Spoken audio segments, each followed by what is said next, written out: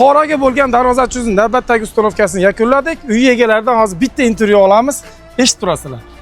Amaki, darvozamiz sizga yoqdimi? Albatta yo'qdi. Rahmat sizlarga. Vaqtiga keldingizlar. Aytgan vaqtga bo'ldi hammasi. Ma'qul keldimi? Ma'qul. Ishlarimiz, bolalarimizning xizmatidan rozimisiz? Rozimiz. Hammasi joyida. Hammasi joyida. Xudo xolasa aytganlar ham a'lo bo'ldi. Ha, gap bo'lishi mumkin. Sizga yoqqandan juda ham xursandman. Faqat yaxshilikka xizmat qilsin. Berayotgan pulinglarga rozi bo'linglar. Biz mehnatimizga rozimiz. Jamoamiz bilan sidqidildan xizmat qildik. Keyingi oy 5-kunda tadbir bor ekan uylarida. Shuni hisobiga bezovchilik holatda, tushungan holatda qilib berdik. Bir oy srok olganmiz. Bir oydan oldinroq kelib olib kelib o'rnatib berdik. Bular ham shoshib qolishmasligi uchun ishimiz sizga yoqqandan juda ham xursandman. Bu atrofda biz ishimizga qiziqish bildirganlarga tavsiya berasizmi? Albatta. O'sha keldi bugundan. Aha. Bir qo'shnimiz kelib ketdilar. Zo'r. Zakazlar chiqsa siz nomeringizni, lokatsiyani beraman.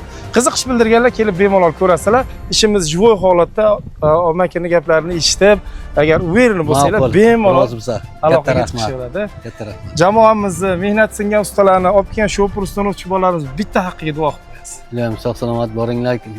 Topgan tukrasinglar buyursin. Ammo shunday o'yin kulgi bilan yuraylik. Allohu akbar. Allohu akbar. Siz yoshingizni bersin, darvoza yaxshilikka xizmat qilsa. Ko'rdinglar, biz darvoza ochuvimiz doimo xalq duosini olib, darvoza olgan yoki navis qildirgan odamlarning duolarini olib rozi qilib ketamiz.